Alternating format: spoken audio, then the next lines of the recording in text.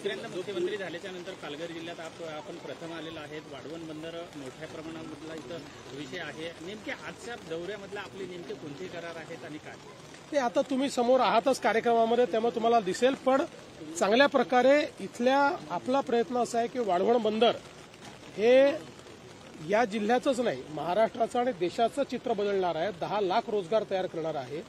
पण या रोजगारामध्ये सर्वाधिक भूमिपुत्रांना फायदा झाला पाहिजे. पालघर जिल्ह्यातल्या माझ्या मासेमारी करणाऱ्या माझ्या आदिवासी बंधूंना हा फायदा झाला पाहिजे. या दृष्टीने हे सगळे करार आहेत. त्यांच्या प्रशिक्षणाचे करार आहेत, त्यांना कॅपॅसिटी बिल्डिंगचे करार आहेत, त्यांच्या स्किल डेव्हलपमेंटचे करार आहेत.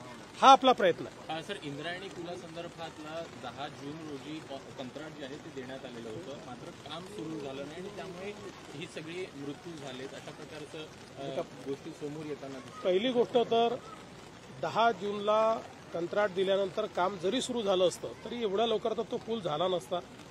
याच्यामध्ये जिल्हाधिकाऱ्यांनी हा जो पूल आहे हा धोकादायक आहे अशा प्रकारची घोषणा केली होती. गावकऱ्यांनीही तिथे पाटी लावली होती की हा पूल धोकादायक आहे. दुर्दैवाने पर्यटक त्या ठिकाणी आले. काही प्रमाणात अनेक वेळा अशा गोष्टींकडे फार लक्ष आपण देत नाही, म्हणजे कोणाची चूक नाही आहे त्याच्यामध्ये, पण किंवा इतका तो कमकुवत झाला असेल असं कदाचित त्यांच्या लक्षात आलं नसेल, तर पर्यटक त्या ठिकाणी गेले. आता यातनं मला असं वाटतं की भविष्याकरता शिकण्यासारख्या गोष्टी आहेत. कारण मी ज्यावेळेस काल कलेक्टरांशी बोललो त्यावेळेस अशा वेगवेगळ्या प्रकारच्या पावसाळ्यात ज्या धोकादायक अशा जागा होतात पण जिथे पर्यटक जातात अशा 500 जागा आहेत. त्यांनी मला सांगितलं की ज्याचं नोटिफिकेशन वेगवेगळ्या प्रकार, म्हणजे सगळीकडे पूल आहे असं नाही, काही ठिकाणी पाणी वरपर्यंत येतं, काही ठिकाणी पाण्याचा जो बहाव आहे तो वेगवेगळ्या प्रकारे आहे, त्याचं नोटिफिकेशन काढलं जातं. त्या ठिकाणी काही ठिकाणी पोलीस देखील ठेवले जातात, काही ठिकाणी गावकऱ्यांना देखील इन्व्हॉल्व्ह केलं जातं.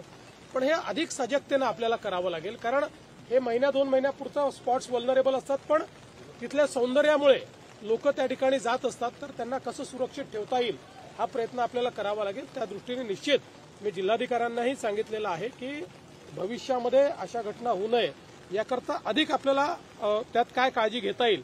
पण यात मला हे पुन्हा नमूद करायचं आहे की जिल्हाधिकाऱ्यांनी काल मला ज्यावेळेस याचं ब्रीफिंग केलं त्यावेळेस हा धोकादायक आहे याचं नोटिफिकेशन देखील निघालेलं आहे आणि तशा प्रकारे गावकऱ्यांनी देखील त्या ठिकाणी म्हणजे लोकांनी त्याचा वापर करू नये अशा प्रकारची विनंती केली होती.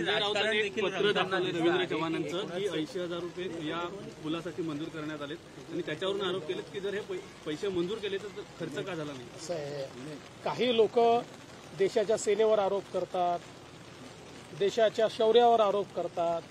त्यांना गल्लीपासून दिल्लीपर्यंत फक्त आरोपाचं पडलं आणि अशा लोकांना उत्तर द्यायला बसलो नाही येते. पीएसचा देखील अजून प्रश्न सुटलेला, पीएसचा देखील अजून प्रश्न कुठेतरी सुटला नाहीये. मंत्र्यांना पीएस मिळाले. तुम्ही कशाला चिंता करता.